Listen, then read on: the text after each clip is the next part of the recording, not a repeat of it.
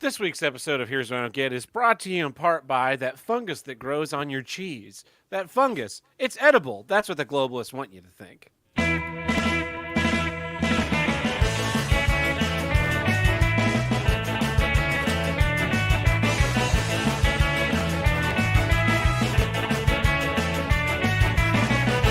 Hello and welcome back to Here's What I Don't Get, from north to south, east to west, the only intercontinental podcast to tackle all of life's toughest issues, and the longest consecutively running podcast on the See You Next Tuesday podcast network. I'm your host, Tab Burton. With me today, extremely famous YouTuber Tony from Hack the Movies. Hello, Tab. How are you? I'm great. How are you? Oh, I'm doing well. What's it like being in the city of brotherly love, knowing that you're a bunch of fucking losers to some Missouri backwoods hicks? I don't watch. I didn't watch. I wasn't there. I'm technically outside of Philly, but the last time when they won the fireworks were going off everywhere. And like again, we're a little bit outside of Philadelphia and people were going nuts. So I didn't watch the Super Bowl. I was at home. I was like cleaning the house. I was watching some movies. So I'm like 3/4 of the way through RoboCop 2. It's like 9:45, 10 o'clock, and all of a sudden I start hearing boom, boom, boom, boom, boom, boom, boom. And I'm like, oh, I guess Kansas City won the Super Bowl. Because I'm the other side of the state, but out in the Midwest, it's like, we're in the same state as them. That's our team. Oh yeah. But yeah, a bunch of people I know are upset. Because did you do any rioting? Did you get in on any of the No, again, I don't live in the city. I would love to do some rioting. I never got to do any rioting. I remember, these weren't riots, but the peaceful protests from like 2020. I really wanted to go into the city and peacefully protest, but I didn't want to bring my car, obviously. Yeah. So I was going to take the train in, and they shut the trains down because they knew assholes like me wanted to go into the city to peacefully protest. I wanted to protest a brick through the Apple store for every time I had an iPhone that said it had 20% left and then died a second later. I wanted to protest in that store so goddamn hard. You'll never experience that. So I got a new phone this week. This has a 9,600 milliamp hour battery. This thing weighs it weighs a ton. I mean, I think it could hurt a child if I drop this phone on them. But it's got infrared. It's got an infrared heat detection, predator vision camera built into it that I've been playing with almost nonstop and just draining the battery down because it eats battery like a motherfucker when you run that camera, and it's totally worth it. I'm like walking around my house. I'm like, this wall is colder than that wall, probably because it's an exterior wall. Just looking for excuses. Confirming shit I already know. Are you like microwaving meals just to see how hot they get? I'm not doing that because I don't actually own a microwave. Ah. Yeah, I've made it 8 months without a microwave. I'm pretty proud of myself. Oh shit. I don't know if I've ever gone a day without a microwave. Yeah. I mean, I've used the one at work a couple of times, but at home I just warm stuff up by putting it in a pot on the stove. It turns out way better. It better be an electric stove, or so help me God, Tab. Oh, it's a gas stove. Oh, no. Yeah, they're coming for me, Tony. They're coming for me. Well, you at least I know you're not playing that wizard game, or else we'll be in real trouble, okay? That's true. I'm not playing that wizard game, and not because I'm not transphobic, but mostly because I don't have a lot of time for video games, and Harry Potter is like... So I read the books, we were kids, everyone was reading them. And I didn't read them. Oh, really? No. Oh, well, my whole family was reading them. It was crazy. And so the 7th book came out, and I went to the midnight release because I had a bunch of friends that were going to midnight release, and it was like, hey, you get to hang out with your friends until midnight. We were in high school. Yeah. And so it was like, oh, cool, this will be fun. So we just palled around Borders because it was still Borders at the time. Oh yeah, Borders. It's now completely out of business. But waited for the book to come out. Since I didn't have a reservation, I was like at the bottom of the line, and so I'm sitting there on the curb, and I'm like, maybe I should just go home. And then these people walk out, and I was like, hey, can I have your wristband? and the kid like takes his wristband off, and then I kind of like lightly tape it back together, and I drape my jacket over my arm, and I walk in the line, and I'm like, and it was a B. It was like a color and then a letter, and it was a B, and they were calling for D, and I was like, yes, I have a D wristband. And I just show them the wristband for half a second. They're like, yeah, you can get in line, sir. Bought the book way ahead of the time that I would have been there. Read it that same day, finished it. It was fucking awful. I was just like, wow, this book sucks. And I put it down, and I never watched another movie or like went back and reread any of the books. It was just like, this is completely out of my system now. Thank you. Yeah. I didn't read any of the books. I didn't watch a lot of the movies till way later because I was kind of people I was dating. I was like, all right, let me finally watch these. I had no interest in it. I only reviewed the first movie on my show, and I was like, okay, that's it. I'm done. Yeah. But no, my favorite thing to do right now is to go on Twitter and pretend I'm a hero for not playing the game and just proudly boast about like, hey guys, I'm really not playing that game.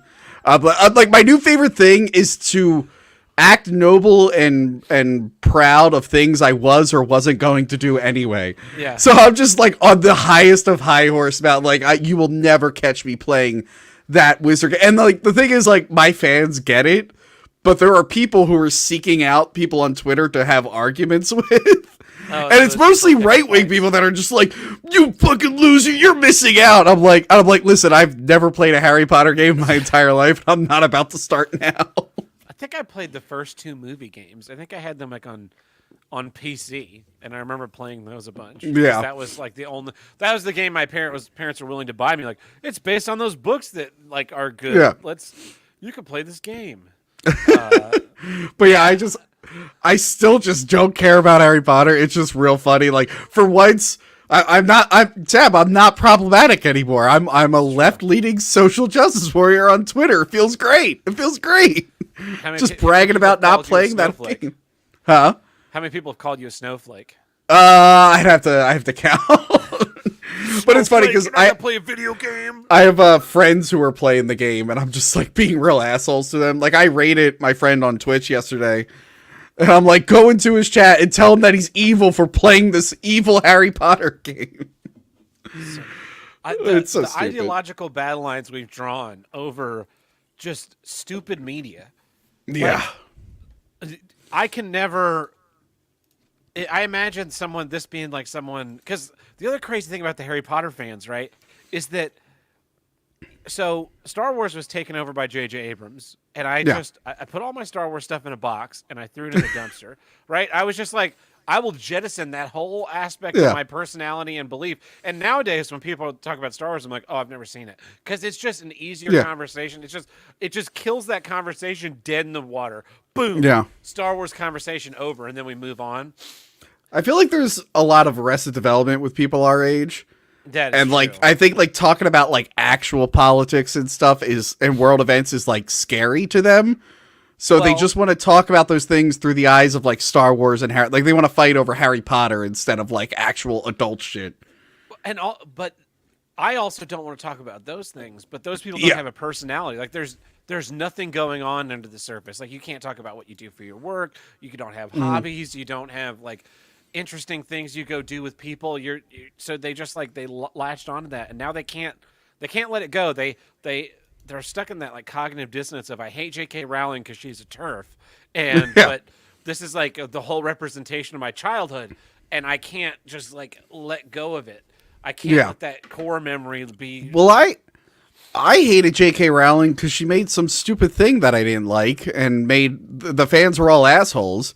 And now I hate J.K. Rowling because she's better at pissing off Harry Potter fans than I am. And I spent a lot of time pissing off Harry Potter fans. And I'm like, who does she think she is? Who does that TERF think she is stepping onto my turf? That's a good one. What else have you been up to since your last episode? I got a lot of behind the scenes stuff going on that I can't really talk about, but I am working really hard on getting my calendar ready for the year, for all the upcoming reviews. I'm trying to be more consistent with all my content. I'm trying to Twitch a little bit more, get more stuff on my Patreon, guest on more podcasts. So that's what I've been up to behind the scenes. Nothing too crazy. That's fun. I'm about to move. I've started taking stuff down because I'm about to move, so that's great. I've been stuck in show hell the last Yeah. couple weeks. It's just been like one after another, after another, after another. So we started a load in on a show today, and we pulled one of the trap platforms out, which Yeah. I've never done that before. I did it when I was in college, but I wasn't present for that part. Mm-hmm. So that was kind of cool today. Like take Yeah, I saw that on Instagram. this whole piece of deck out, and then we just have a 4x8 hole right now in the floor that's blocked off by tables and cones. Because you'd think you walk into a space, right, and there's a giant hole in the floor, and you'd be like, "Holy shit, there's a hole in the floor!" But people walk into a space, just be like, and then step right off into the fucking thing. Dude. And then I get called, and they're like, "What? Someone just walked into a hole." Like, yeah, it's a 4x8 hole with light coming out of it. So Speaking of falling off a stage, did you see that viral clip of that comedian falling off the stage? Oh yes, I did. He's like where he's back and forth. He's talking about pegging and how it isn't gay, and as soon as he says pegging's not really gay, he just fucking falls off the stage and plants. I'm like, that was that twice in like however many months. The funniest thing a stand-up comedian did was fall on accident. There's that guy, and then there was the girl who was talking about vaccines, and then she fell over, and everyone thought it was part of the act. That was the best because people laugh at first because they're like, "That's so everyone's laughing." Like, God loves me so much, I've gotten, and then bam, just fucking keels right over. Oh shit! How would you feel if like the best laugh of your career is you just almost dying on accident and you weren't even conscious for it? I feel like I would be living in a shitty condo in Canoga Park. But yeah, that's all that's new, I guess. Unless there's more. Are you ready to jump into some issues then? Yeah. Who's going first? You're going first. Okay. Well, Tab, I was late tonight. It's true. I had some stuff I had to do. God damn it! I just saw the little graphic you put underneath me. Artisanal cheese curator. Artisanal cheese curator. Yeah. And I'm anti-dentite. Okay, anti-dentite. All right. I had to run to the store, grab some stuff. I went to the grocery store. And I'm at the counter. And the guy behind the counter who's about to ring me up is like 70 years old. Super disheveled, has holes in his pants. His name tag is all messed up. And it's like, this guy has been an alcoholic for decades. And he is like checked out. And the whole time I'm waiting for him to ring me up, I can't because another older guy with like the worst shave job I've ever seen. He shaved like half of his mustache. Like it wasn't like a Hitler stash. It stopped here and then it kind of went. He also looked disheveled and was also elderly and an alcoholic, I assume. And he's trying to sell something to the cashier. So this is some like back alley deal that's going on at the register while I'm trying to buy some goddamn Trulies. And the dude can like, when he finally did ring me up, he could like barely talk. He wasn't looking right. His pants weren't on right. And the whole time the whole time looking at this, all I could think is, well, thank God this guy's not Batman, because that would suck. Now, last night, they showed the trailer for The Flash. That's right. And look, I like Michael Keaton. I still like Michael Keaton movies. He's a great actor. He can do great stuff. He looks so terrible as Batman right now. It looks so cringe. And that's my issue. Geriatric action heroes. You gotta say the thing. Oh, here's what I don't get. Geriatric action heroes. Tab, what is going on? I've complained about this multiple times on my show. Too. Why are we excited for these dinosaurs to come back? I don't get it. Well, we haven't. There's like, it's the classic. It's what's going on in all of industries, right? Where boomers refuse to retire. Yes. So you can't get like, they've tried to put Michael or was Jai Courtney, like they've tried to like start a new younger action hero, and they just keep like dying right away because the movies suck. And so then they're like, well, maybe Harrison Ford will do a fifth Indiana Jones movie. Let's bring back Michael Keaton as Batman. And like, so in Star Trek II: The Wrath of Khan, they brought back Ricardo Montalban after like 10 years after the Yeah. original series, right? And he had been doing Fantasy Island. And in the behind the scenes featurettes, he talks about how he has the script and he's trying to read it, and all he can get is the voice of Fantasy Island in there. And so he got a tape of the original show Space Seed, and he started watching, and he's watching his own performance, and he's like and he finally found the voice again. And so when he comes back 10 years later as an older Khan, 20 years in chronology of the show, he still sounds like Khan. Yeah. I saw that Flash trailer. Michael Keaton shows up, and it's just like Michael Keaton in any movie that he's been in lately. You know, it's like Michael Keaton from the other guys, but in a bat suit. He doesn't have the like dour silence that he had in, the 1989 Batman film. Yeah. And you could say like, well, he's evolved, but like it really just felt like Michael Keaton in a Batman suit, not an older Batman. Yeah, and look, I'm glad you brought up Ricardo Montalban. There are exceptions to this, depending on the character. Like Tobey Maguire coming back as Spider-Man. I'm like, okay, that's like a genetically enhanced human.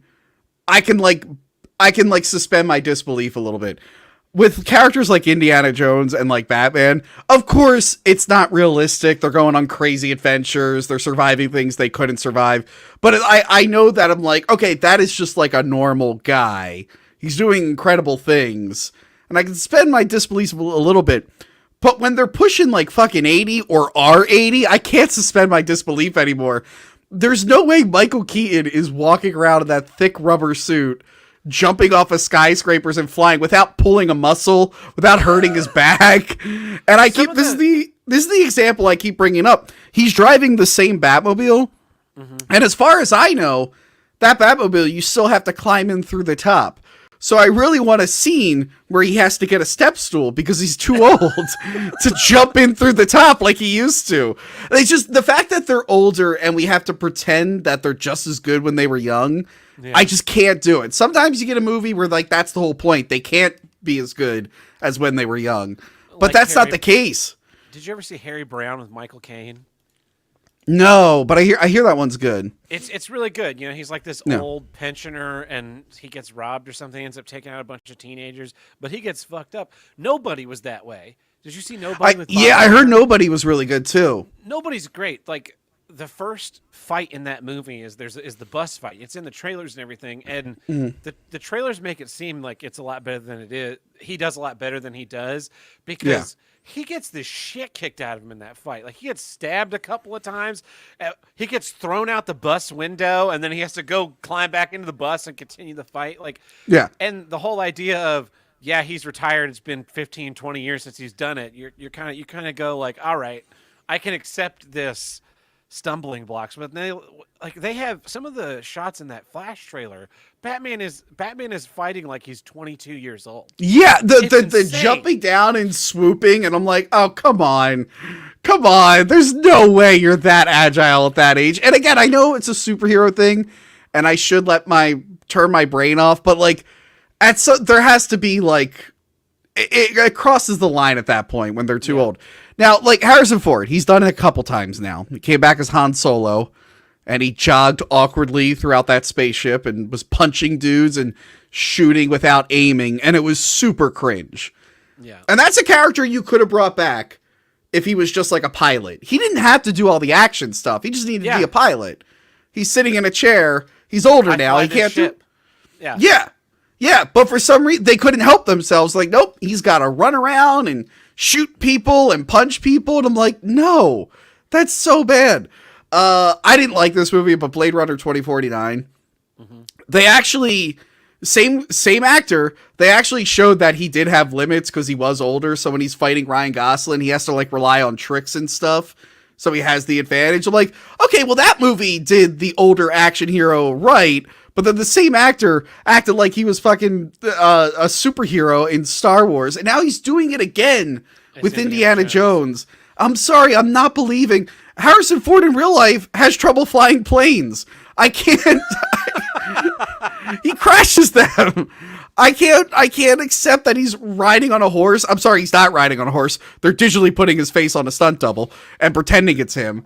And same thing with this older Batman. Like, you could have done an older Batman story, but like the fact that he's acting the way he was when he was young, I can't accept it. I can't accept it. What I don't understand about this Flash movie is it's an interpretation of Flashpoint, right? And in Flashpoint, the Flash inadvertently saves his mom, and in doing so, kind of erases all metahumans as we know them. So instead of the Wayne parents getting killed in the alleyway, leaving the Mask of Zorro, Bruce Wayne, the child, gets killed, and Thomas Wayne becomes Batman, Knight of Vengeance, and Martha Wayne becomes the Joker. Yeah, and so he's like a brutal killer. So Michael Keaton playing Batman, Thomas Wayne, Knight? No, he's just Michael Keaton's Batman. He's playing 1980, which doesn't make any sense because the Ezra Miller Flash is coming back from Affleck to somehow a past where Batman already existed in 1989. But yeah, but by the way, it would have been cool to see Flashpoint, but they fucked up by making the Flash's Batman also a violent murderer. So it's like, okay. I'm like, all right, well, it's not going to be impressive when there's a violent murder Batman when regular Batman is a violent murderer. See, when they announced Michael Keaton is coming back as Batman, I thought it was going to be not in the Flash. No. And I thought he was going to be coming back because I think maybe someone had just photoshopped him as the Kingdom Come Batman. You know, he's an old man. He's in this exosuit and everything, and he has this legion of bat robots that rule over Gotham City. Mm-hmm. And he's like, I mean, he's basically Darth Vader at that point. He's all like stiff, and I thought that'd be cool. That's cool, but no, they had to make him fucking action superstar. And actually, Michael Keaton in the Spider-Man movie, I thought that was done well because he is limited physically, which is why he relies on like the robotic wings and stuff to do. Like, he couldn't take Spider-Man on one-on-one in that. Yeah, he needed the robotic flight suit, and I thought that was done well. But yeah, when they dig out these dinosaurs and they make them do like backflips and shit, and we're supposed to pretend that it's cool, I'm like, no, I just see a sad old man who wants to pretend it's 1989 again. And it's embarrassing. And what really, this is like a side thing, what really upsets me is like all the nerds that don't realize that these people act in other things. So everyone's like, oh man, I'm so glad to see Michael Keaton again. It's like, what the fuck are you talking about? Michael Keaton never left. He's in tons of The Founder from a few years ago. That was like one of the best. Amazing. The Founder was one of the best movies I've seen in years. And then I remember the last time this happened was like when he was in RoboCop.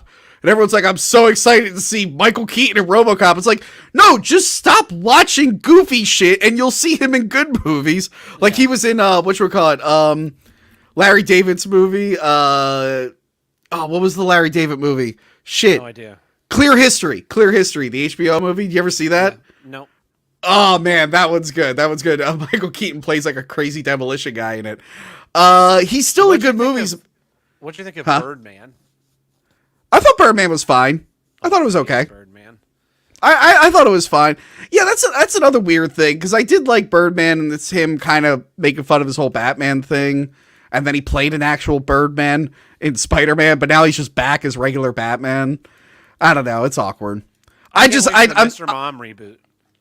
I'm excited for that. Grandmom. Multiplicity 2. I want to see that. Yeah, what happened to those 3 clones? Yeah, what are they doing these days? The gruff one and the retard. That's the name of the movie: The Gay, the Gruff, and the Retard. And it's just about their like life down in Florida. Yeah. Also, I'm gonna review the movies on my show soon. The Tim Burton Batman movies. When you put aside nostalgia and how you felt watching them as a kid, they do not hold up. Oh yeah, they do not hold up. I still enjoy watching them, but on a script level. And the first movie got screwed over by a writer's strike, so I'll kind of forgive that. But the second one also has some stupid bullshit in it. Like, you guys were more obsessed with the villains and being wacky than you were about, like, is this a good story? I didn't watch them for forever, a long, long time after Batman Begins came out. And I want to say, like, in the last 18 months, I finally watched all the Burton Schumacher movies again for the first time in almost 20 years. And I thought Batman Forever is the best of those 4 movies because 1989 is just kind of like dreary and long, and then Returns is a fucking slog. Yeah, well, the Forever was actually, it was going to be more character driven, and then they cut out all the character driven scenes. Yeah. But as it stands, it's still like Batman is kind of the star of that film. Yeah. They cut a lot of his stuff out to make Jim Carrey a bigger part. But yeah, until Nolan, like Batman wasn't really the star of his movies. But yeah, so like when you go, and that was like a complaint Michael Keaton had, I think, at the time. Yeah. When he bailed out of Batman Forever after Tim Burton left, he's like, I don't know, they're more focused on the villains. I don't really care. So to see him come back, and by the way, that his line delivery, maybe it makes sense in context of the movie, but him just being like, yeah, I'm Batman. That's the other thing I hate about. So Red Letter Media did a whole video about, or several videos about, Bruce Willis's the end of his career before he was like, I have Alzheimer's and I will retire now.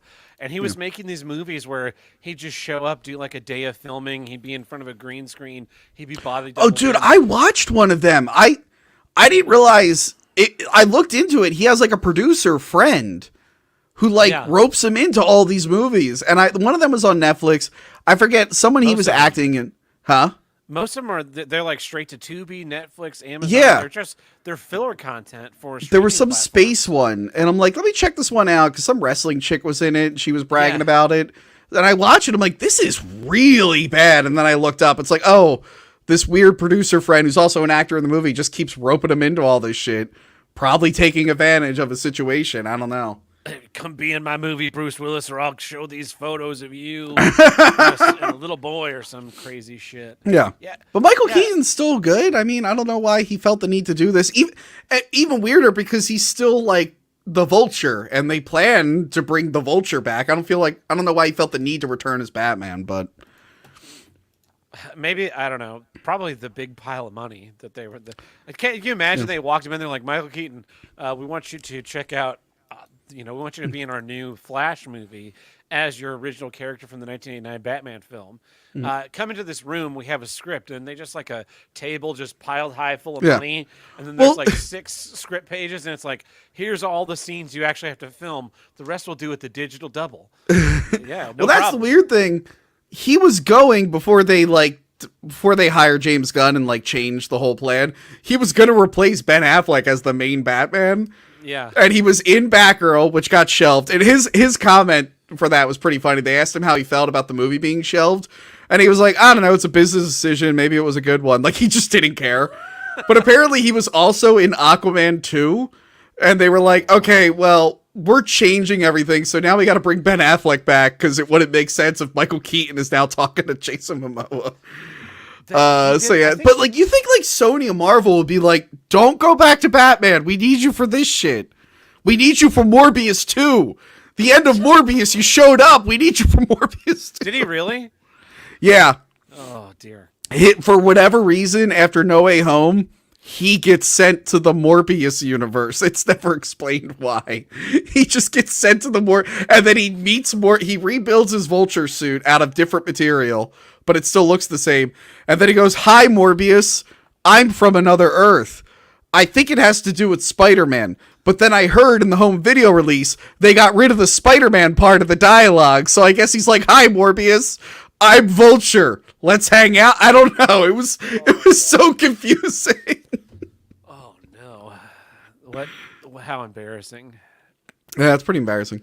Yeah, the Harrison Ford coming back as Indiana Jones is just like, it's Disney trying to pull on our heartstrings. Like, remember this series you loved? What if instead of him being like a young guy that you can imagine yourself as, what if he was your grandpa?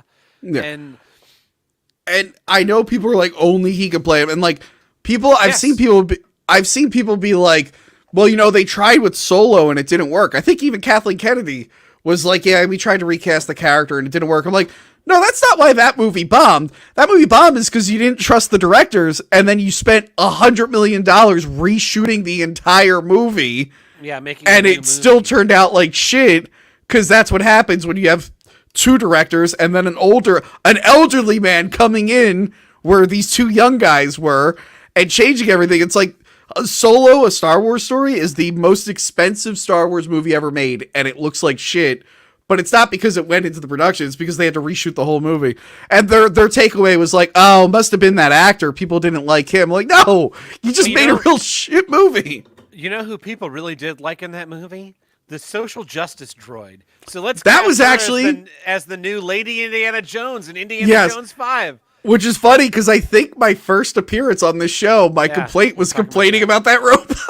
Yeah, that she's in it. She apparently co-wrote that last Daniel Craig James Bond where they just ripped off Siphon Filter. Oh, that movie was awful. They should have. That movie was so bad. That movie was so bad that it like retroactively ruined Casino Royale and Skyfall for me.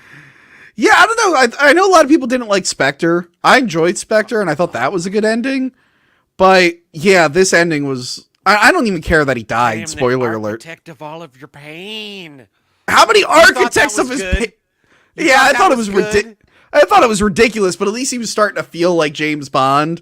But no, the No Time to Die. I'm like, oh, this is fucking stupid. They should have just called it Time to Die. Yeah, really should have been a much better name. I was so mad that it was literally the Siphon Filter virus. I'm like, God damn it. A virus that targets you on your genetic makeup? I'm like, what the fuck? Ripping it off again. Sons of bitches. Again. But yeah, that's my complaint. Geriatric action heroes. Sometimes it's done well, especially if it's a character. I mean, it hasn't been done well with Arnold, but a Terminator, that's one that could in theory work. It hasn't worked yet.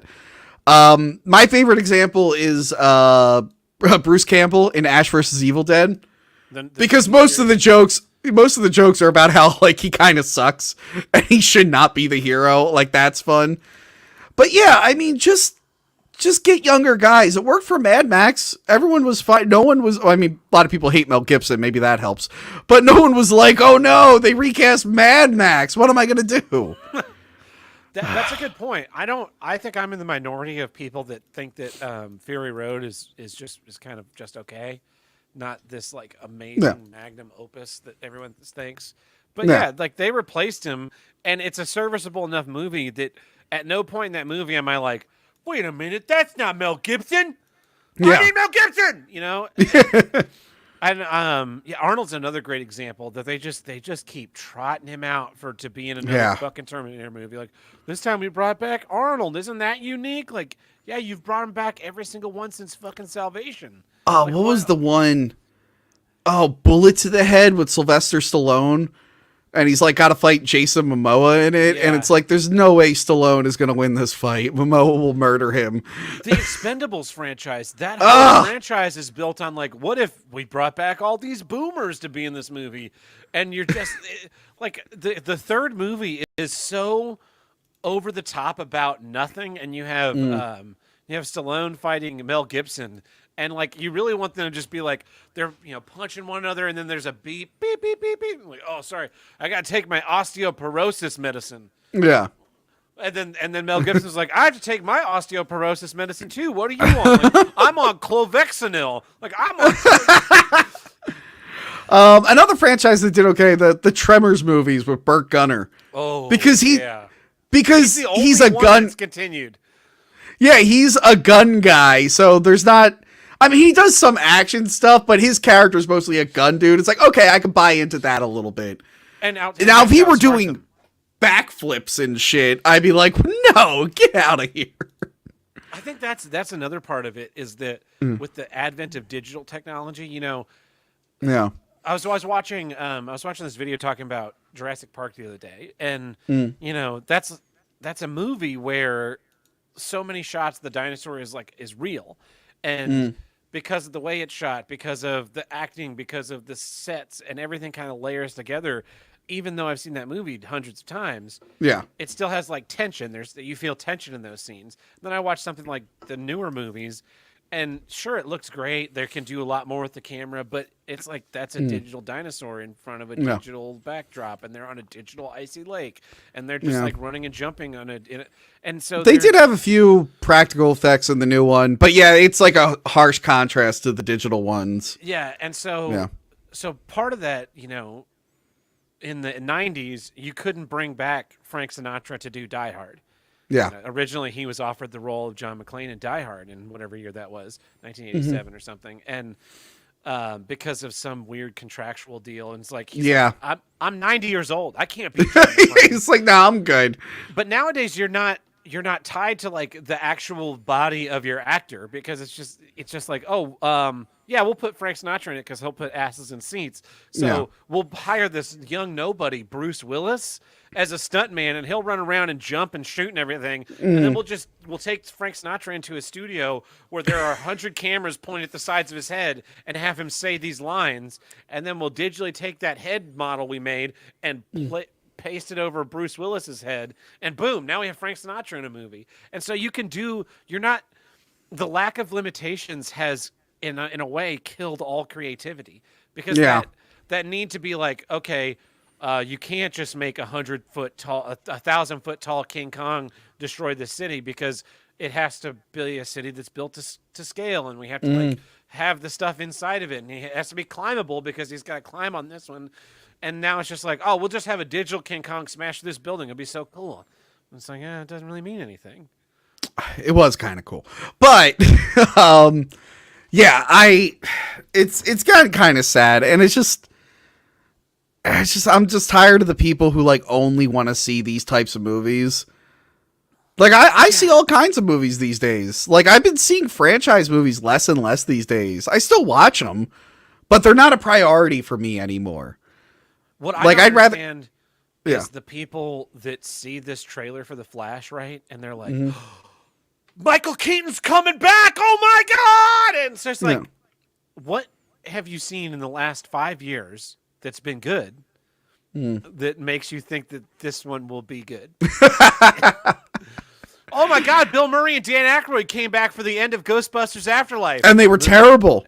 Yeah, they were terrible. The movie was terrible. Yeah, they were so bad. Like, why do you think this one's going to be different? And look, I love Tom Cruise, but I feel like after these next two Mission Impossibles, he's going to start. I know whatever blood god he sold his soul to, it's starting to wear off. I'm noticing. I'm looking at him like, okay, he's finally starting to show his age a little bit. But again, I don't think you can do that. Like talking about, you can't recast Han Solo or Indiana Jones, which I think is absolutely correct. Yeah. I don't think you can put someone else in these Mission Impossible movies. I mean, think about it. Ethan Hunt is a replacement for the original bad guy, the original guy. The original teams, yeah. Yeah. But, so, I mean, it's possible. It's just his took off the most. No. I mean, it is pretty funny looking back that his character killed the hero from the show. The original show. Which is why Peter Graves didn't come back. He was like, wait, what? I'm the bad guy? They're like, yeah, you're the bad guy now. It's like, what the fuck? No. And they're like, all right, get John Voight in here. Get John Voight. He'll do anything. But yeah, there I am, geriatric heroes. I mean, I'll see The Flash. I see less superhero stuff these days. I'm still a big DC Comics fan, and there's stuff in there that I want to see.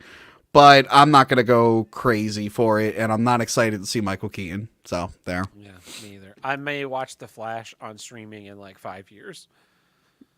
If I knew I didn't have to watch it for my show, I'd probably skip it. Like I haven't seen like Black Panther 2 or any of those other movies. Yeah. I'm like, I'll see them eventually. I'm not in a rush, and I don't have to cover them on my show. Why do you have to cover The Flash? Because I'm reviewing Batman 89 and Batman Returns, and reviewing the Sam Raimi Spider-Mans leading up to No Way Home did really, really well, so I'm trying to recapture that magic.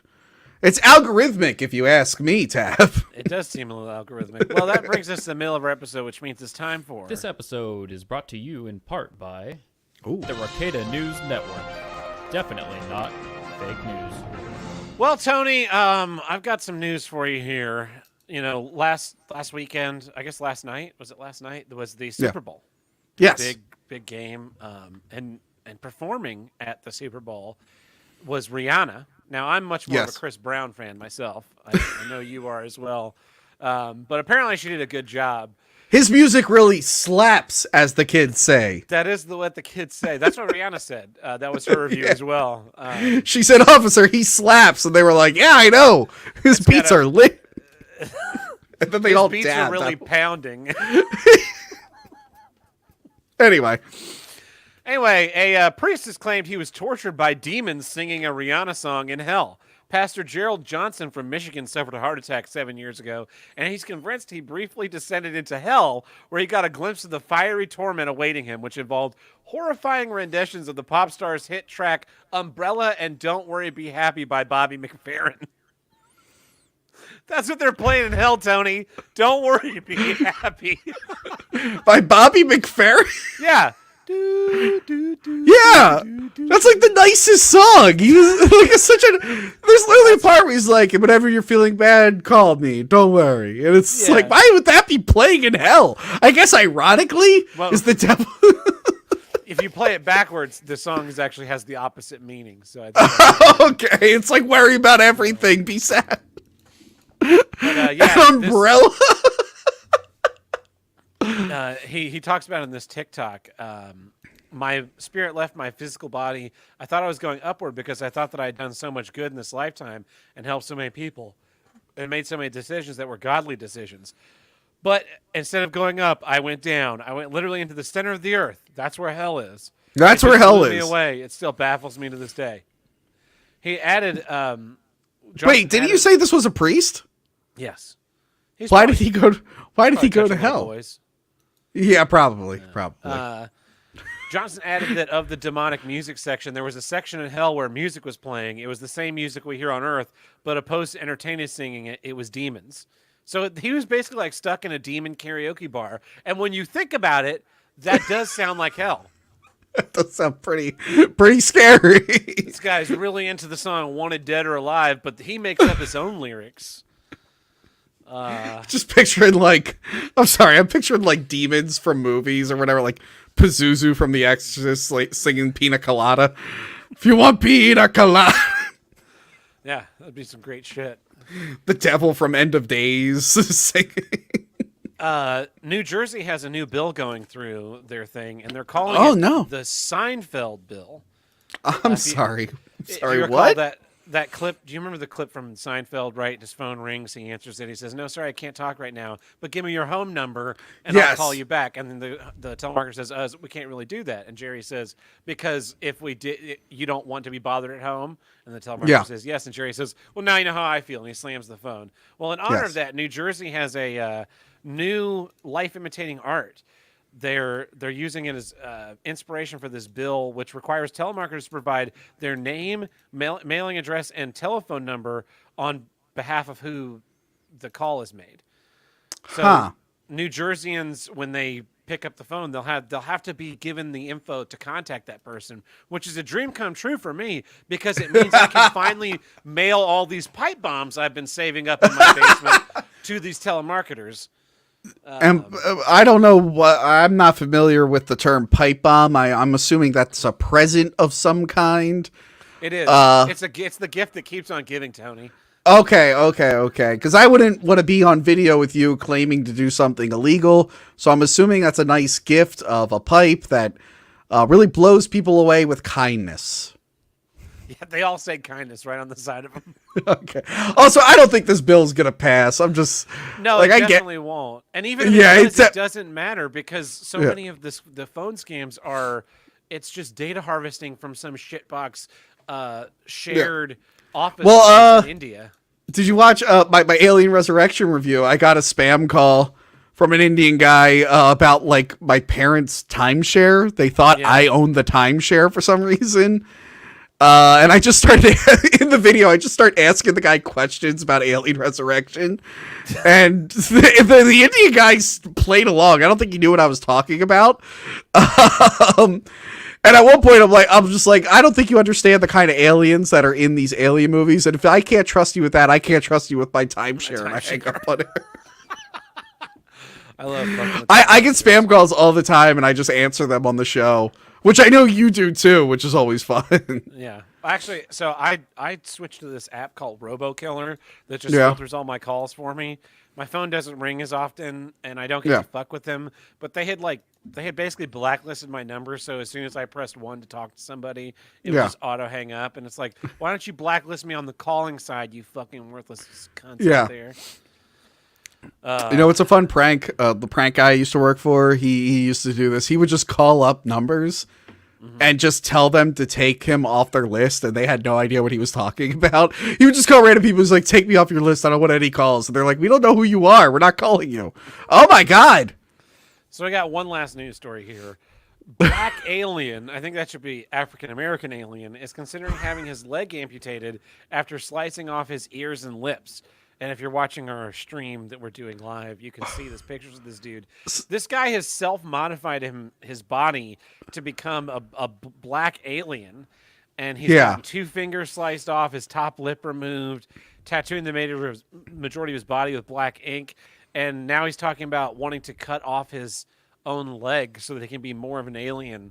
And you got to wonder what kind of like fucked up doctor you walk in and you're like, yeah, I want to be an alien. Can you cut off my lip for me? Can you put like weird at some point how evil are doctors that they'll just do anything? Like at some point someone's got to be like, no, I'm not cutting your leg off. I don't care how much money you have, because if it goes wrong, I'm fucked for life. I'm good. Yeah. So he's talking about having one of his legs cut off below the knee. Do aliens not have legs? I'm sorry. Do aliens not have legs? No, aliens have legs. This guy just has a mental illness, which causes him to like. Are you sure? Yeah. I'm not a doctor, but if I had to make a guess, this guy is. Here's another creepy one. So yeah, that was sent to us by our friend Alex Gangrenously. What a fucked up thing. Just, you know what? Okay, so freedom of expression, free speech. I'm all for it. We have a question from Twitch, because we also stream on Twitch. It seems to me the only president in the 20th century that the Democrats and Republicans will not say anything negative about is Dwight D. Eisenhower, and I'm curious why this is. All we hear about today is how bad Washington is, or Trump, or Lincoln, yet it seems like progressives and conservatives will give Eisenhower a pass, and I'm wondering why that is. Why do you think that is, Tony? I'm not sure. I think it's because he won World War II. Maybe. Yeah. Maybe. You know what president I used to say was the worst? William Henry Harris. Because I was like, oh, he died before he could do anything. But now that I'm older, I'm like, you know what? He might have been the best president because he died before he could do anything. That's a good point. Like, good job. I wish more of them would just be like 8 days. 8 days and you're done. Yeah. It's just like, and not just like you retired. You just drop dead. Yeah, you know what? We should invade. I'm like, oh, good, thank God. He's the best president ever. I call it nation building. And he writes as he dies, like in Monty Python. That's why I'm almost done. I'm just done voting. It's like, who are you voting for? I'm like, I don't know. They all want to invade somewhere that I don't care about. I'm done. Yeah, I'm not voting ever again. Wasting my time. Well, that's it for Raketa News Network. We will show you the way.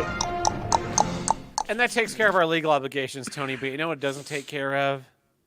What's that, Tab?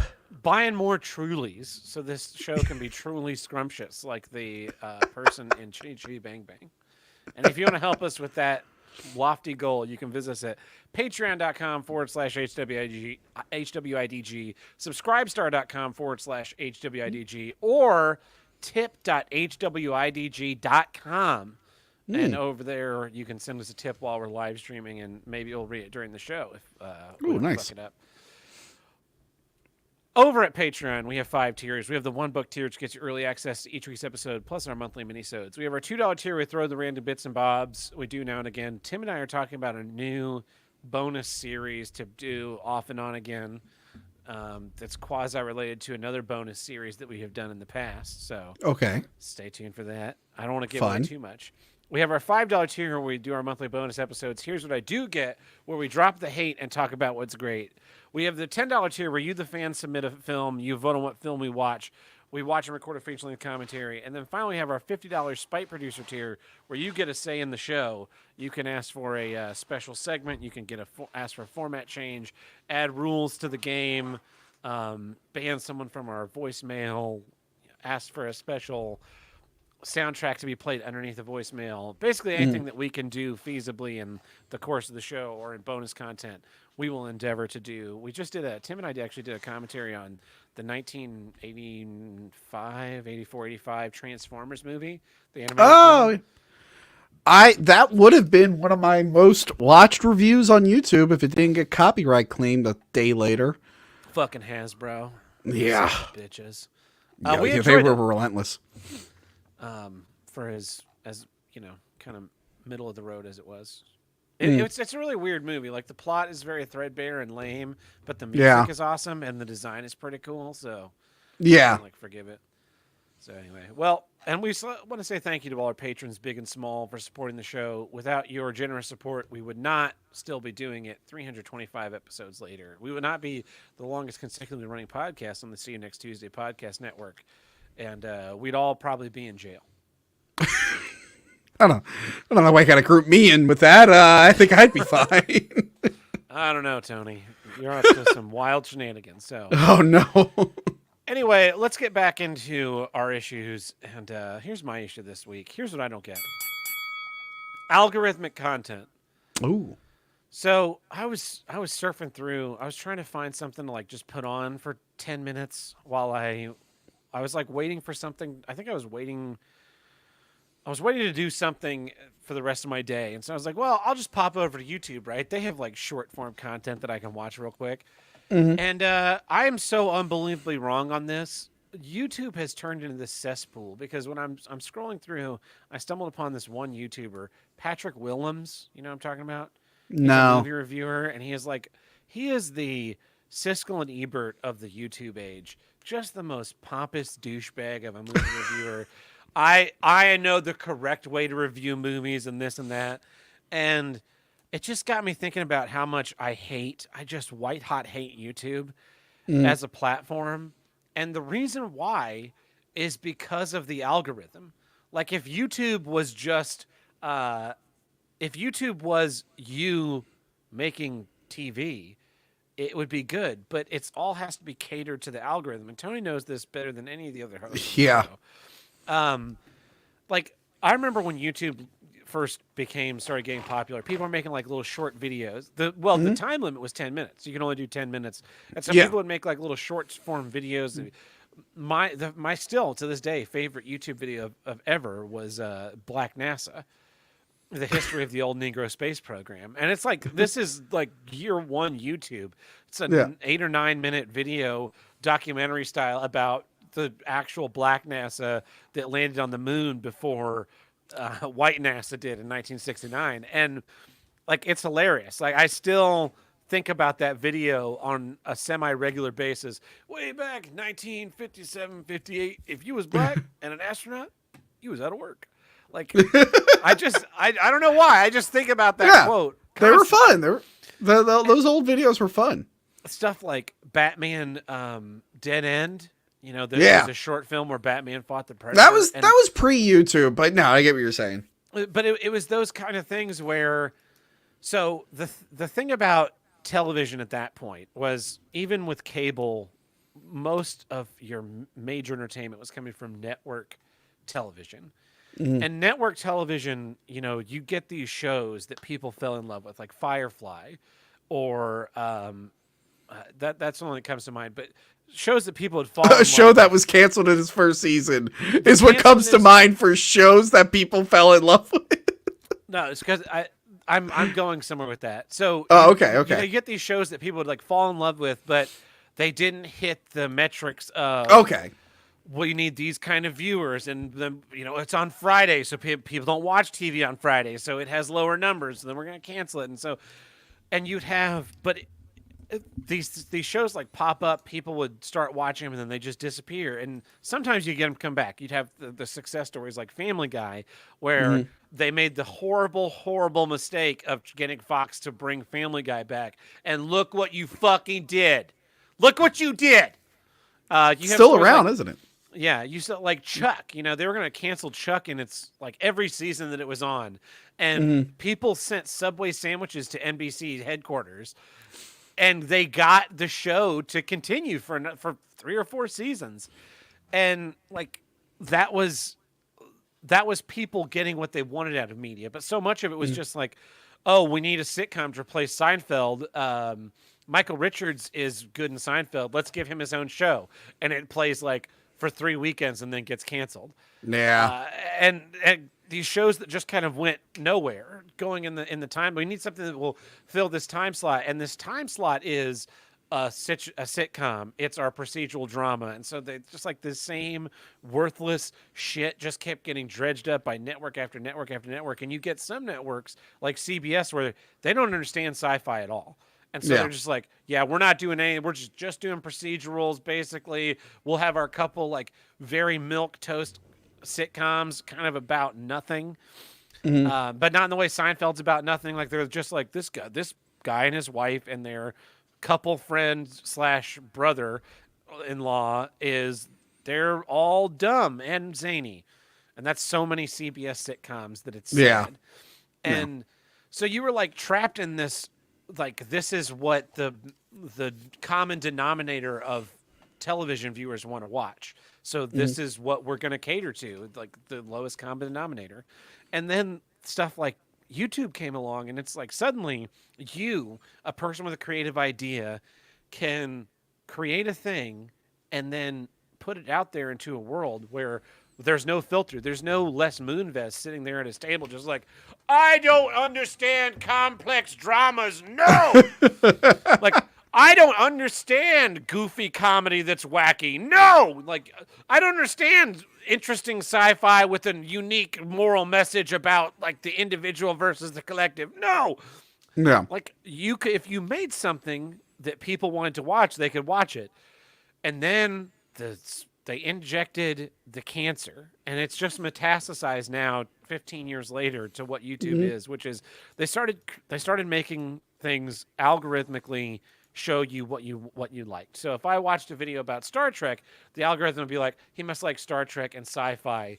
Let's give him more of that. If I watched a thing about wrestling, it'd be like, he must like wrestling. Let's give him more of that. And so then YouTubers figured out that if they made content that the algorithm liked, it would show up for more people and thus get more views. And it was in the early days of monetization where if you had ads and you were getting views, you could start making money. And then that is spiraled out of control into what we have now, which is instead of like leveraging the algorithm to boost your content, now everyone just makes content that responds to the algorithm. And what that content seems to be largely on YouTube is an asshole sits in front of a thing and talks about a thing. Yeah. And I realize how ironic that is because that's what this show is. But it's weird that YouTube is only, like, it's becoming only that. And it's just like, it's slowly homogenizing to the point where even if you have a successful channel of where an asshole sits in front of a thing and talks about a thing, you cannot deviate from that. I remember a couple of years ago, you were working for the Angry Video Game Nerd, and you did Jurassic Park. What's the game? Trespasser, yeah. And the whole video was like as if the Angry Video Game Nerd was trapped in the game. And so they had like this rubber arm with the gun. We had the big wobbly arm. And they were doing like a POV shot of that. And you like went to an island or something. Yeah, we went to an island in the middle of like the Delaware River. It was insane. And I remember when that episode came out and Tony and I were talking and it was just like, yeah, this video is one of our worst performing videos this year. It wasn't one of the worst, but it was one of the most complained about. People thought there were people, I don't want to say what website they were on, but it's a website that most idiots are on. They thought that we did the wobbly arm to like trick everyone. Like there were people who thought we were trying to trick people into thinking that was actually James's arm, and it's like no, they're like, yeah, they wanted us to think it was him. It's so clearly a fake arm. It's like, no, that's the point. I thought we spelled that out pretty well. That the point was, that's the joke. But yeah, you're right. We deviated, and then there was another one. They did the one that was all in one shot. Yeah. And people were very vocal about that one, too. They don't like when you deviate. And you saw it with my channel recently. We tried to do those shorts. The wasn't Christmas, but Die Hard if it was an actual Christmas movie. Die Hard, but it was a Christmas movie, which I thought was really well done. People really liked it. The people who watched it really liked it, and it did not do well. Halloween, your Halloween in 5 minutes did a little bit better. And the reason that one did better was because I was doing so much Halloween content that the algorithm was feeding into that. We kind of, it still didn't do as good as we wanted it to do, but it did better than Die Hard because I hadn't really done a lot of Die Hard stuff leading up to that. My question on this algorithmic, like the content for the algorithm is, I know it gets views. People watch these things. I'm not naive enough. I'm not like Patrick Michael going like, why am I not famous and they are? You know? Yeah. I'm not like naive, pissed off, jealous guy shakes his fist at cloud. Yeah. I'm more upset with the homogenization of media, and I'm more upset with, is this actually the content that you want to watch as a person watching the internet? Like there was a moment where the internet was like the democratization of information and media. Yeah. And they have slowly closed down every hatch. They've kicked out every ladder to keep that like mass media hold on our culture and just be like, no, you will only believe the acceptable things that we allow you to believe. And we will do this by not letting you see some unique YouTuber who has wild ideas about like space and time. We will not allow you to make a little short film in your free time and get 1 million views. Remember years ago, like the most watched YouTuber at one point was some lady who was opening like Kinder eggs to look at the toys. And I bet you YouTube was like, what the hell? We're trying to get like big movie stars on our platform. And this lady, I guess in South America, opened up this candy toy stuff is doing better than all of us combined. So they probably didn't like that. There was that period when Tim first joined the show where Spider-Man and Elsa videos tripped them, and it was like weird shit that was happening, and they had to lock that down. And like I part of it I have to feed into it because people complain about me like being too safe with movies sometimes, or this is why Patreon's important, because YouTube is so shitty with all this stuff. Patreon, it's like, okay, at least you're paying. If you're paying for the content, I'll take less of a hit as if I were to put this on the main channel and it just flopped. Yeah. Yeah, so that's why stuff like that's important, because I put out a sample for Patreon, right? I did a movie called Cannibal Farm. It was a Patreon exclusive review. It's a shitty indie movie that no one's ever heard of. It's actually kind of fun. But I put it on the main channel, and I gave it a clickbaity title, like, is Cannibal Farm better than most Texas Chainsaw movies? Because Texas Chainsaw stuff does well on my channel. And it did shit numbers. Because the algorithm was like, what is this movie? No one else is talking about this movie. Your fans won't like it. Or if the fans are like, I don't know what this is, I'm not going to watch it. YouTube's like, well, the video must be bad. We're not feeding it to anyone else. And it flopped. So that's why I'm trying to build up my Patreon and all these alternative stuff so I can actually talk about, not that I don't like, I like the movies I'm talking about now, but I do want to take a risk and talk about something that's not as safe sometimes without taking a big hit from it. Like I brought back my video game show, the Just Like the Movie show, and it's not doing great, but I'm going to keep doing it because I actually really enjoy doing it. Yeah, and I don't know. I feel like, Joel brought in the Hays Code when we were doing Here's What I Do Get November. Hate November, and I was arguing about like whether or not the Hays Code was bad, and it was not. He wasn't talking about the Hays Code. He was talking about the movies made under the Hays Code. That's what he did get, and I kind of missed out on that. Like I was kind of an idiot, and I compared the Hays Code of then to like the new kind of media standard we have now. And while to go back to the example of Chuck, right? People Yeah. like Chuck. People like Chuck enough to spend $5 to order a Subway sandwich to NBC headquarters for no fucking reason, right? Yeah. Like that shows some kind of meaning. You can't send a Subway sandwich to the algorithm. No. The algorithm doesn't care. The algorithm is also because at NBC, there's eventually you'll get to one man. That's like the whole plot of the movie Payback. Yeah. He's trying to get to one man to get his $70,000 back. Eventually, if you have a problem with NBC, and if enough people have a problem with NBC, and they get to that one man, they can leverage that one man to get the media that they want. The algorithm is fed by like a team of engineers who all have this like agenda and bias and everything, and you can't leverage that many people. And then the fact that they're hiding behind this computer code that they've just kind of like put stuff into. So I watched RoboCop 2 last night instead of the Super Bowl, and I told people that, and they're like, RoboCop 2 is trash. Why didn't you watch RoboCop? Like, I've watched RoboCop many times. I've not watched RoboCop 2 that many times. But what made me want to watch RoboCop 2 again was this whole Chat GPT thing. And they have Dan. They made like Dan Do Anything Now a break for Chat GPT. And because Chat GPT has all these rules about like what it's allowed to say and what what kind of groups it's allowed to be offensive against and all that kind of stuff.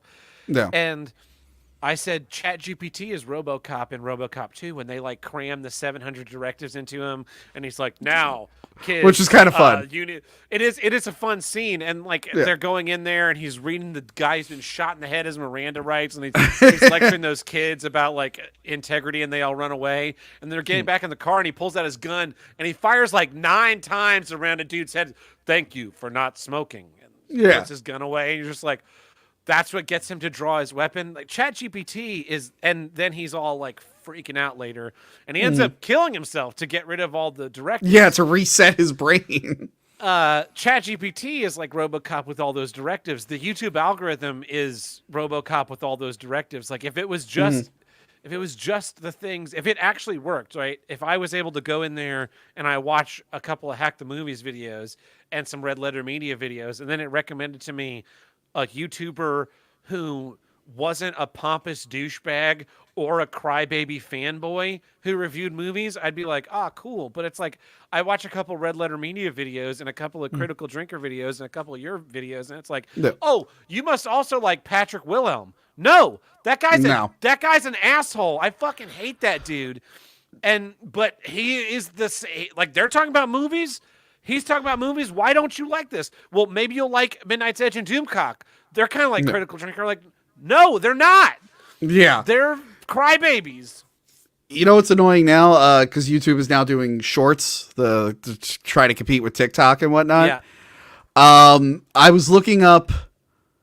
looked at a few like Andrew Tate memes just to make fun of them. But I looked up Jordan B. Peterson memes because I was mentioning the 2019 Black Christmas movie. The like main bad guy professor was inspired by Jordan B. Peterson. And I was like, wow, if only they waited a few years, they would realize that he's just like a crybaby psychopath that no one likes. So I was looking up like the funny memes that they did with him and him being like, we'll see who cancels who. But because I was looking up the memes, YouTube in their shorts are like, oh, Tony must really love Jordan B. Peterson, and now they're feeding me like legitimate Jordan B. Peterson short form stuff. I'm like, no, I don't give a fuck about this guy. Like, if I wanted to know what it was like to take benzos and cry, maybe I'll watch him, but I don't.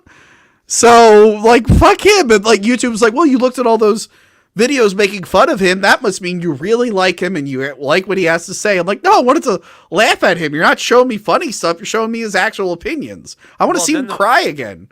Then what's going to happen eventually, right, is they're going to be like, oh, we got to get rid of all these Jordan Peterson fans. Tony from Hack the Movies, you looked at two of his 2 videos about Jordan Peterson. Yeah. Canceled. Because they add shit to your profile based on the smallest amount of interaction. Like, Instagram does this where, you're scrolling through Instagram, like I'm at work, just killing 10 minutes before the next task or whatever. Like I'm in a waiting room, and and then someone comes up, they're like, "Oh, hey, Tony, how was your weekend? What'd you do this weekend?" And you start talking to him, and you kind of set your phone aside, but you don't turn the screen off or exit Instagram. And it's like you've been watching this reel of dogs barking at monkeys for the last 7 minutes. You must love seeing dogs barking at monkeys. It's just like, what the fuck, man? Or you, because I click through a lot to block accounts that post annoying content. Yeah. And then of course Instagram's like, oh, you love this stuff. Like, no, yes, I am clicking on it, but I'm clicking on it to get to their account to block the account because I hate this stuff. I don't know if I talked about it on the show, but like last year, there was something weird going on with Facebook. I don't know what the fuck I did, but Facebook decided, you know what, Tony? You really like seeing videos of animals giving birth. And for like 3 weeks straight, every time I'm scrolling on Facebook, I would get a video of animals giving birth. And of course I'd end up, because I'd be like, why is it showing me this? And then I'd watch for too long. And then Facebook would be like, well, you watched 10 seconds of that. Here's 3 more videos. I'm like, what? Why are there so many videos of this on Facebook? And why do they keep sending them to me? Yeah. Did you watch the Instagram reel I sent you? The eyeball? No, I didn't. It doesn't get stabbed. Doesn't get stabbed. That's all I can say. You know how many people send me eyeball stuff? You know how many fucking people send me eyeball stuff? Everybody. As they should. Yeah. Never let the internet know about your deepest fears, Tony. That's all I'm going to tell you. I know. That's a mistake I made. Anyway, yeah, so that's what I don't get is this the content? Is this what you're actually interested in seeing as a consumer?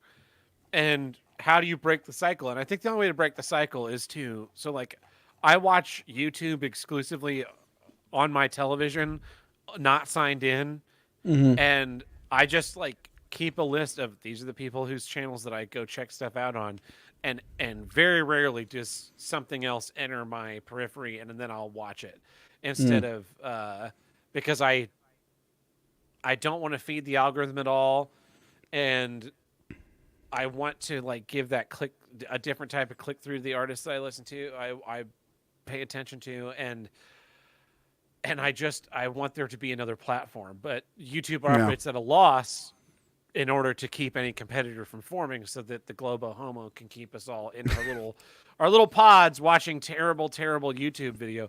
Doomcock here from the center of the earth, and this annoying wow sound effect here to tell you that I'm crying because Star Trek Picard season 3 is bad.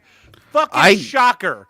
I don't think I've ever seen. Shocker. I don't think I've ever seen a Doomcock video. I don't watch a lot of those guys Quartering and all them. Huh? You're not missing out. They're just. I think Angry Video Game Nerd in 2016, when he was like, I'm not watching or reviewing the Lady Ghostbusters movie because it's not made for me, and then everyone lost their fucking mind. He did exactly the right thing. That was the only way to respond to that movie. Yeah. Speaking of videos that didn't do well, I did a video that just said, I watched anything but Avatar 2.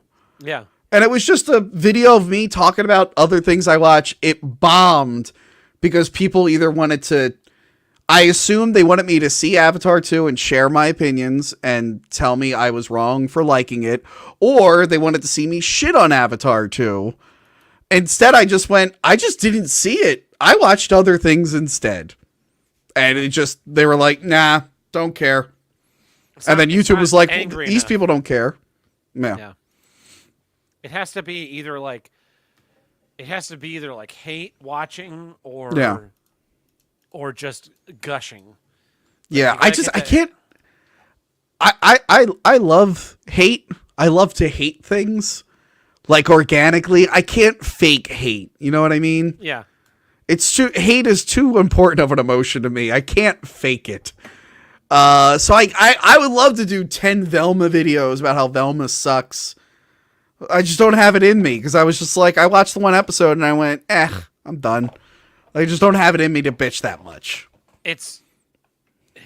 Most of these things are they're just mediocre. They're not enraging.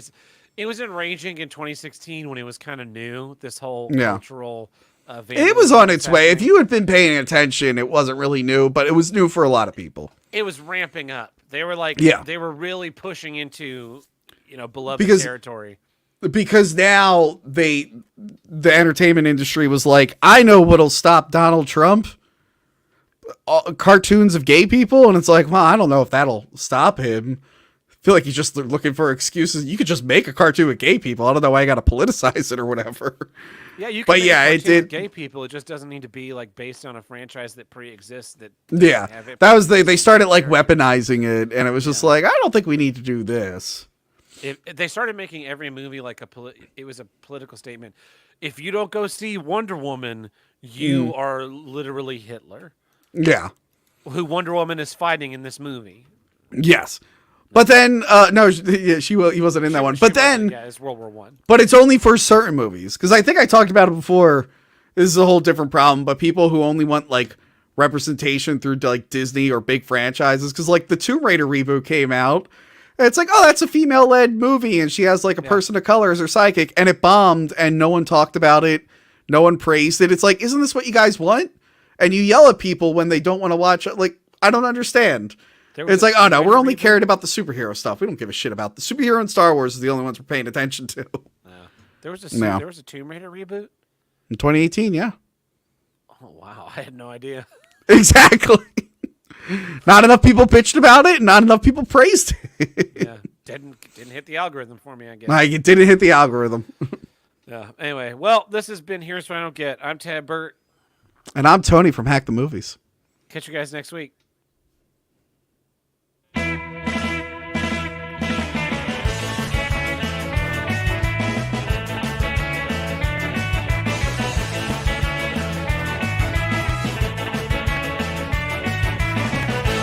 If you want to call into the Here's Where I Get hotline, call us at 704-750-9434 and tell us what you don't get.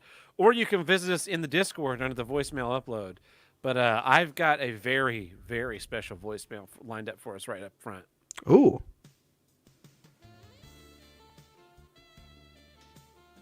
Hey guys, it's Sage.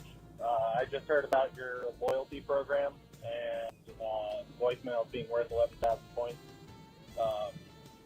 I have probably given enough voicemails at this point where I deserve one of those bonus content episodes. So, yeah, if you could just contact me. Oh, sorry, Sage. Actually, I show here in your loyalty account. Those loyalty points actually expired last episode. So you're gonna have to earn new ones. Yeah, that's a policy, from our corporate up above. I wish there was something I can do. The best we can do is we can give you this episode for free. Okay, good. You know my Discord. I'd appreciate it. And I don't care if it's 75 points per episode. I've been fucking sending you emails and voicemails and shit for forever. So, yeah, go ahead and do that. Otherwise, I'm going to freak out and act like a Karen. More so than normal. Thank you. Bye. More so than normal. More so than normal.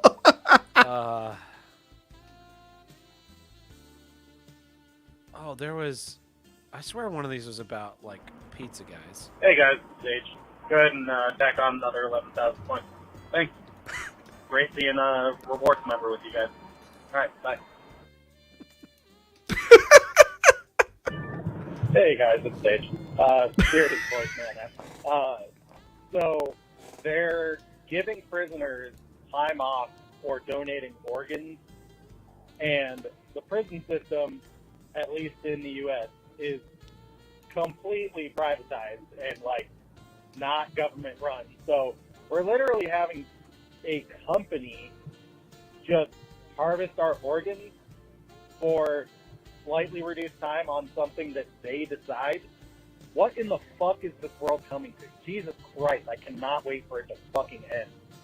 This is like a the dystopian dystopian hellhole. future that everyone was not looking forward to. All right, that's it. Bye. You can sell your organs to a corporation to fulfill your debt to society, over some trumped up bullshit charge that if you could have possibly just gotten out of if you had the right qualifications. Yeah. I think that's it for Sage this week. Voicemail land. Here's what I don't get. When online retailers email you your shipping confirmation and you click the little track button and it brings you to their website, and then you click the tracking number and then it opens into their bullshit like, oh, your package is out to... It's like, no. Send me to UPS's site. Send me to USPS's site. Send me to FedEx's site. Because your site is not going to give me all the fucking details. Like, I want to know at what time it departed fucking bumfuck middle of nowhere, Texas, all right?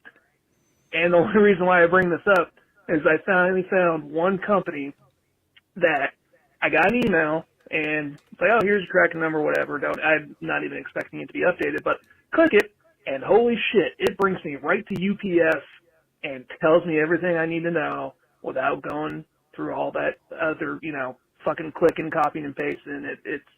More companies need to do this. What drives me nuts is when you get the email, it's like, your item is shipped, track here, and you click that button, it takes you to their website, and it's like, you got to log in to continue. Just fucking put the kernel of tracking in that link. Yeah. I shouldn't have to log into anything. I shouldn't have to click anything else. Just blink USPS 1Z27 blah, blah, blah. On its way, will arrive Wednesday. Thank you. Yeah. Yeah. So annoying. Do you want one that's in Spanish or one that's not in Spanish? Let me do one that's not in Spanish. My Spanish is a little rusty. Tab. Here, too, the struggle among themselves arises less from inner aversion than from hunger and love. In both cases, nature looks on calmly, with satisfaction. In fact, in the struggle for daily bread for all those who are weak and sickly or less determined succumb. So Andy's leaving like 3-minute-long voicemails. Grants the Where right Okay. to propagate only the healthiest. And struggle is always a means for improving a species' health and power of resistance, and therefore a cause of I think maybe he's doing like an audio in the book. process, it's different. Seems All like it. further and higher development would cease, and the opposite would occur. For since he shows a different humanity and culture, But he's doing it with a funny voice, so it's funny. Where the predominantly Latin immigrants often mix with the Aborigines on a large. I'm sure that's what he thinks. But it's one example. We can. I mean, it's not. It's almost funny because of how not funny it is. It's funny to think how funny he must think it is, and laugh at how dumb he is.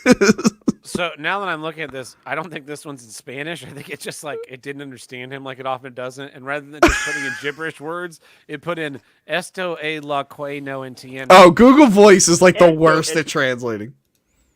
So let's see what that actually translates to. Okay. Esto es lo que no entiendo.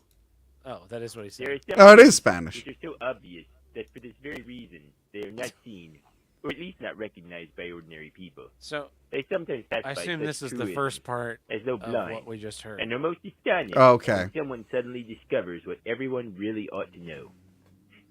Only unusual circumstances can change this, primarily the compulsion of captivity, or any other cause that makes law did not prevail. Any conceivable higher development of organic We're gonna find out this is like living Mein beings Kampf or is something, and we're gonna be live on YouTube. It's gonna be like, yeah, you can't read Mein Kampf on YouTube, guys. It's a voice. Would you? That's the funny thing. Like, would you know any part of Mein Kampf? I only know the title. No, yeah, no, I don't. etc. I'm like, oh, what's this book about? A guy in prison? Varying measure of You know, a lot of German expressions there, I guess. Maybe that's why that says esto es lo que no entiendo. If someone speaks Spanish and can understand what the fuck I just said, tell us if that means like in the book it's a German phrase there, and he translated it to Spanish so that it'd be hidden. Boy. Anyway, those are our voicemails. That was great. Mein Kampf. Maybe it was Mein Kampf. I don't know. Again, if you were to tell me if you were to read a thing out of context from Mein Kampf, I wouldn't be able to know. Unless there's a part in the book where he goes, "My name's Adolf Hitler." Like, I wouldn't know. Call me Adolf. Look at my book about my struggle. I'm here to tell you about how I would like to kill 6 million Jews in the Holocaust.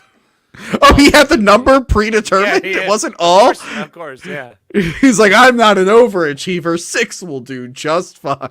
He realized he had that planned out so much. It's all in the first chapter of Mein Kampf. I'm surprised. I wouldn't know. I never read. Anyway, well, that's our voicemails, everyone. Thanks, everybody, for listening. Until next time. I've been an anti-dentite. I've been Tony from Hack the Movies. And artisanal cheese curator. Artisanal cheese curator. That's how you spell artisanal.